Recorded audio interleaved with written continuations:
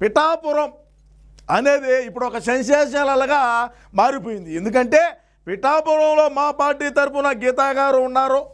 అదేవిధంగా జనసేన, తెలుగుదేశం కూటమి అభ్యర్థి ఎవరైతే ఉన్నారో జనసేన అధ్యక్షులు పవన్ కళ్యాణ్ గారు ఉన్నారో, సరే పవన్ కళ్యాణ్ గారికి గీతా గారికి ఏంది కథ, ఏంది ఎవరు గెలుస్తారు, ఏంది మెహర్బానీ ఏందనేది ఒక చిన్న వీడియో విశ్లేషణ అయితే మనం ఖచ్చితంగా అయితే చేద్దాం. పోతే వంగా గీతని గెలిపించుకునేదానికి మా పార్టీ సకల ప్రయత్నాలు అయితే చేసినాము. 400-500 కోట్ల రూపాయలు చల్లినాము, కొన్నాము ఓటర్లని. 40,000 50,000 ఓట్లు మెజారిటీ వచ్చాది మా వంగా గీతాకి అని మేమైతే అనుకున్నాము. అదేవిధంగా వర్మ గారు ఉన్నారు ఆడ, టీడీపీ వర్మ గారు జనసేన ఇద్దరు కలుసుకొని ఇద్దరు ఏకమై తెలుగుదేశం ఓటింగు జనసేన ఓటింగు రెండు కలిసి ముందుకు పోయినప్పటికీ మాకు ఆడ డ్యామేజ్ జరిగింది. ఏది ఏమైనప్పటికీ కూడా జగనన్న ఖచ్చితంగా పిఠాపురంలో మనం కొట్టాలనేదే లక్ష్యంగా పెట్టుకొని 400-500 కోట్ల రూపాయలు చల్లినాడు, నేలపాలు చేసినాడు, కొన్నాడు ఓట్లు.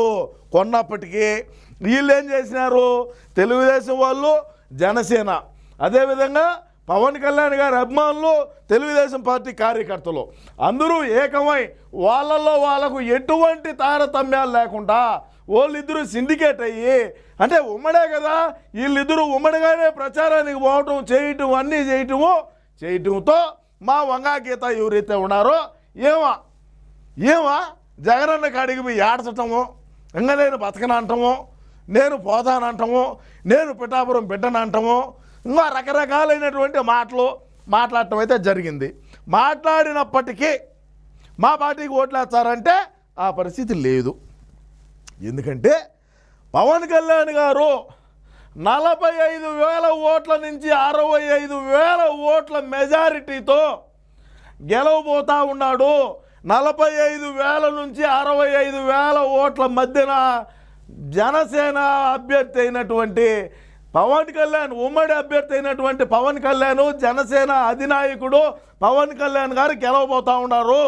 మా పార్టీలో మేము ఎంత చిల్లరలలో చల్లినా, ఎంత కొన్నా, మా దగ్గర డబ్బు తీసుకొని మా దగ్గర మందు దాకా కూడా మళ్ళా కూడా జనసేనకే ఓట్లేసినటువంటి పరిస్థితి ఈరోజు పిఠాపురం నియోజకవర్గంలో అయితే కనపడతా ఉన్నదని నేను ఒకసారి తెలియజేస్తా ఉన్నా. అదేవిధంగా చూసుకుంటే ఏనాడైనా సరే జగన్మోహన్ రెడ్డి పిఠాపురం పోయి ఏనాడైనా సరే ఒక్కరోజైనా ఈ 5 సంవత్సరాల నుంచి మా జగనన్న పిఠాపురం పోయి మాట్లాడినాడా? మాట్లాడలా. రాష్ట్రంలో ఉండేటువంటి నాయకులు, రాష్ట్రంలో ఉండేటువంటి మంత్రివర్గం మంది మార్బలాన్ని అందరినీ కూడా పిఠాపురంలో దించినాడు. ఎందుకు? మా వంగా గీత గెలవాలా, పవన్ కళ్యాణ్ ఓడిపోవాలా అనేదే లక్ష్యంగా పెట్టుకున్నాడు. అదేవిధంగా పులివెందుల నుంచి ఎప్పుడు ఏం జరుగుతుందో తెలియదు, ఎప్పుడు ఎవడు వచ్చాడో తెలియదు అని చెప్పి 100 మంది మనుషులను పులివెందుల నుంచి 100 మంది రౌడీలను పిఠాపురంలో దించినాడు మా జగనన్న.